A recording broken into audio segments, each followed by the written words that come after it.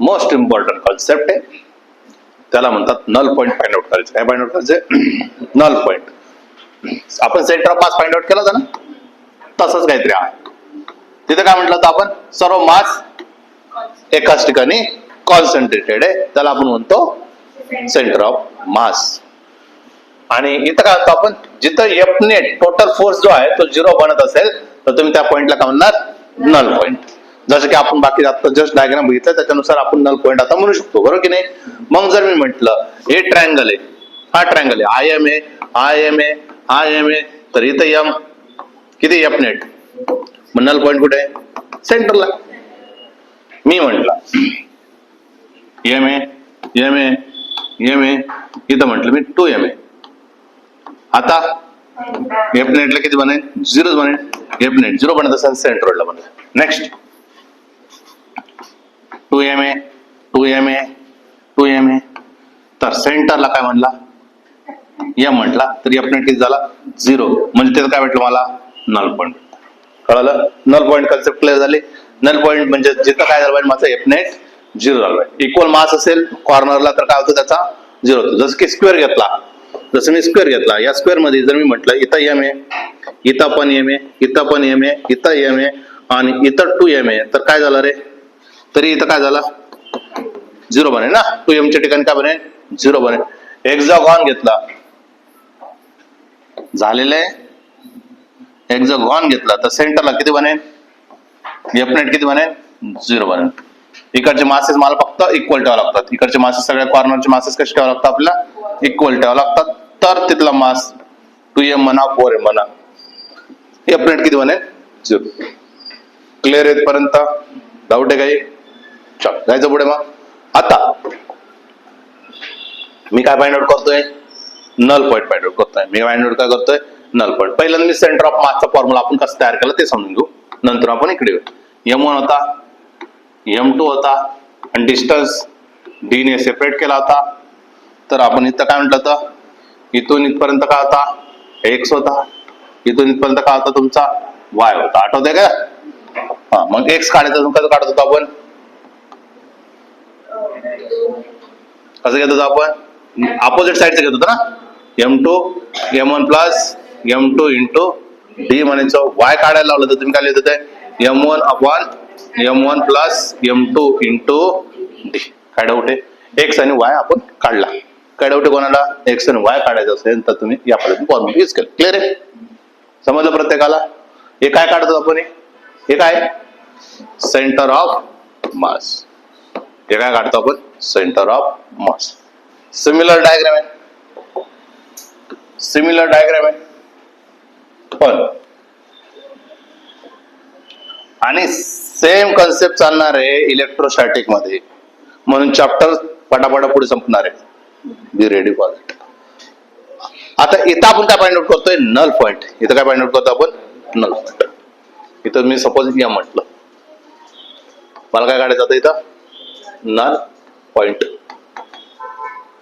एकदम simple concept आहे. Null point काढायचं म्हणजे एक्स काढायचा. आता एक्स काढायचं तर काय असतं? रूट मध्ये येतं. का बरं? कारण की आपला फोर्सचा जो मी फॉर्म्युला बोललो ना, फोर्स फॉर्म्युला काय? Capital G M1 M2 upon R square येतो. तर F किती होणार? रूट मध्ये जाईल. R स्क्वेअर आणि F इकडे, तर F काय होऊन जाईल? रूट मध्ये जाईल. क्लिअर इथपर्यंत? मग या कन्सेप्ट नुसार मी विचार करतोय, त्या पद्धतीने विचार करा. एक्स साठी काय करतो आपण? रूट मध्ये घेतोय आणि अपोजिटली घेतोय तर सेम घेतो. म्हणजे काय? M1 root M1 upon root M1 plus root M2 into direct formula लक्ष ठेवा. जसं आपण सेंटर ऑफ मास लक्ष ठेवलं तसं हे पण लक्ष ठेवायचं आहे. काय कळालं तुम्हाला? Root times of. कळालं? जे जिथून काढतोय त्याचाच मास घ्यायचा. आता दुसरा मास घ्यायचा नाही, त्याचा दुसरा मास उचलायचा नाही. जसं की Y काढायचा आहे, Y काढायचं तर काय करणार? वरती काय लावणार? M2 लावणार. खाली काय लावणार? रूट M1 घेणार प्लस रूट M2 घेणार इंटू काय करणार? D करणार. सिंपल फॉर्म्युला आहे, सिंपल फॉर्म्युला आहे. काय डाऊट आहे कोणाला? कोणत्या जगात तू? अरे हे काय रे? हो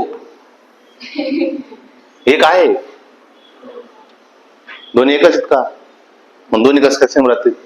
मी तुम्हाला हा फॉर्म्युला इथं करेक्ट कसा होतो म्हणून मी फॉर्म्युला लिहिला, नाही तर मला काय तो ऑलरेडी शिकवलेला. म्हणजे तुम्हाला हा फॉर्म्युला डोक्यात कसा ठेवला हे लक्षात ठेवलं, इथं काय डोक्यात ठेवायचं हे सांगितलं, कनेक्ट करण्यासाठी लिहिलं. मग हा फॉर्म्युला एक नाहीच आहे.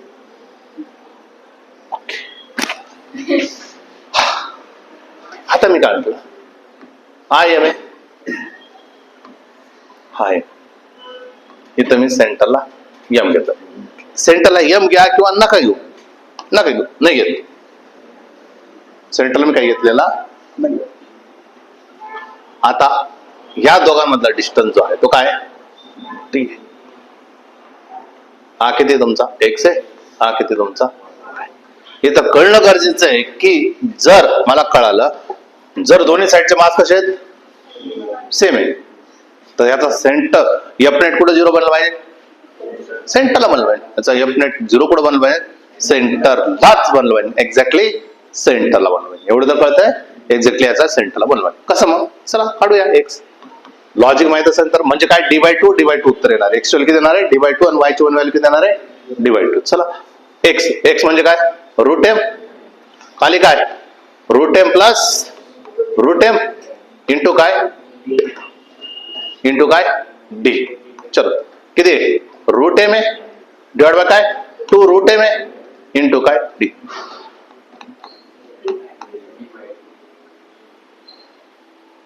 सॉल्व करायच्या अगोदर आपल्याला माहित होतं याचा पुढे येणार होता सेंटर येणार होता वाय. वरती पण रूट एम आहे, खाली काय root M plus root M आहे, सेम तर आहे सगळं. म्हणजेच किती येणार आहे,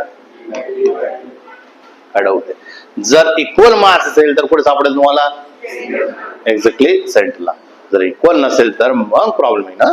काय कळालं तुम्हाला, इक्वल मास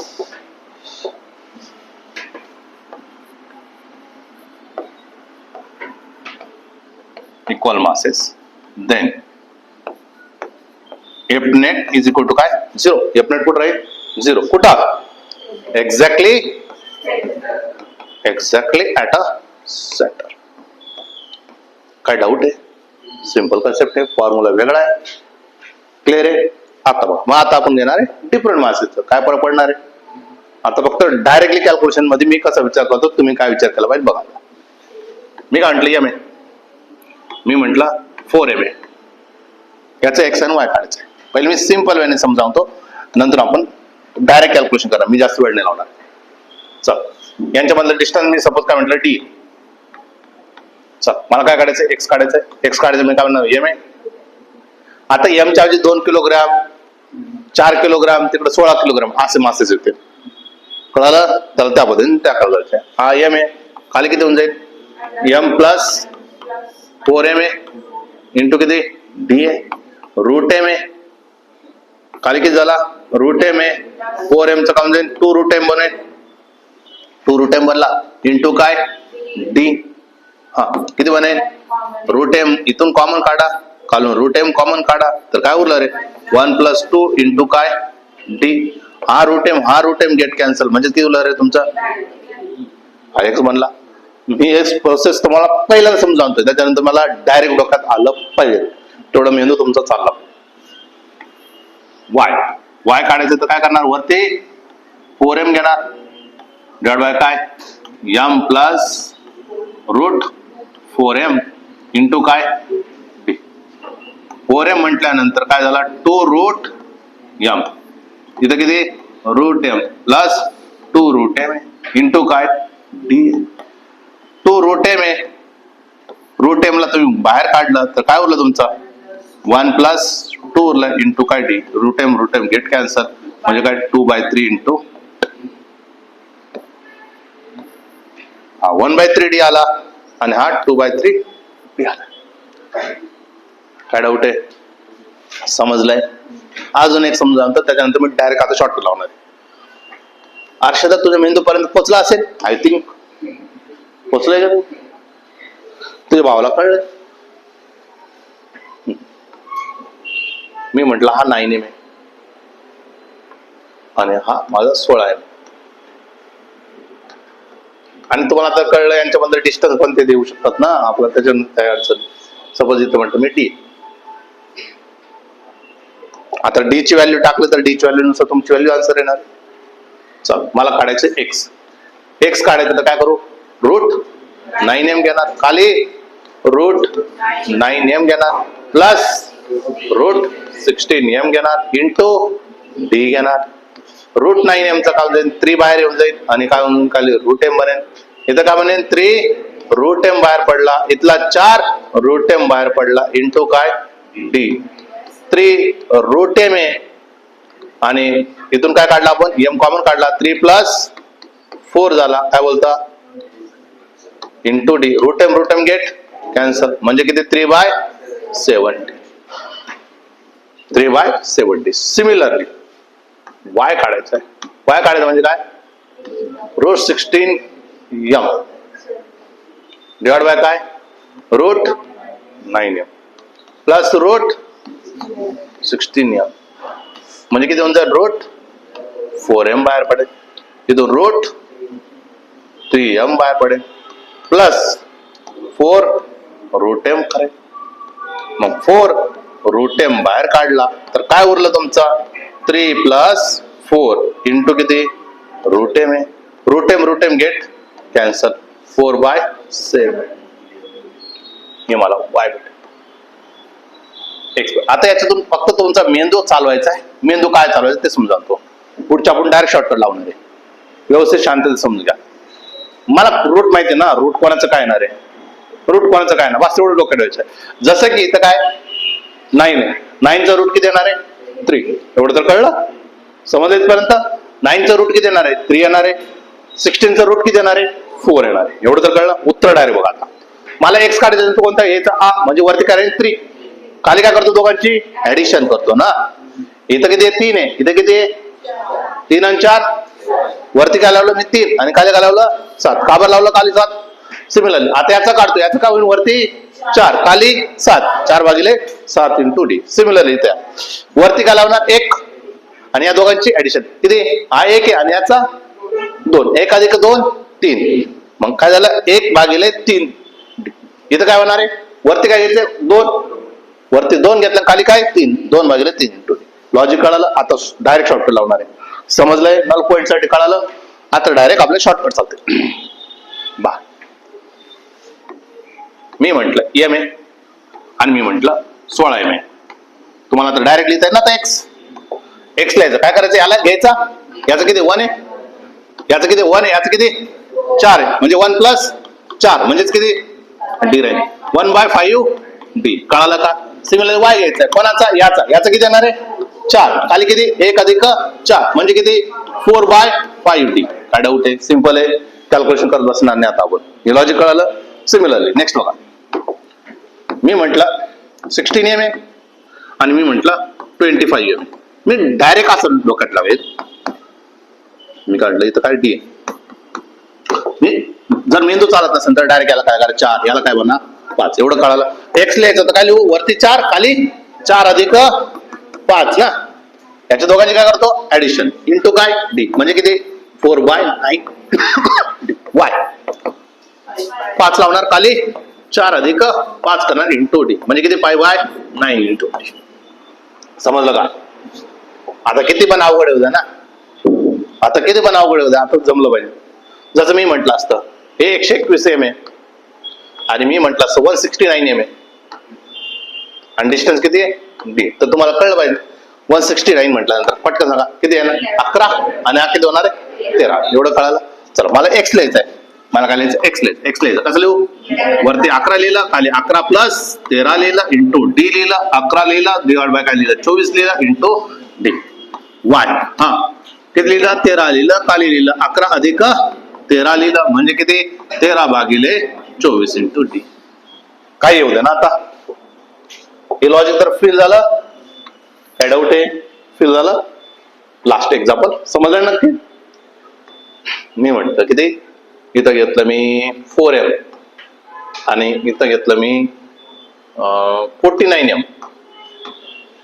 कळलं तुम्हाला, काय कळालं. इथून काय म्हणे 2, इथून काय म्हणे 7. मग एक्स काढायचा, एक्स काढूया आपण.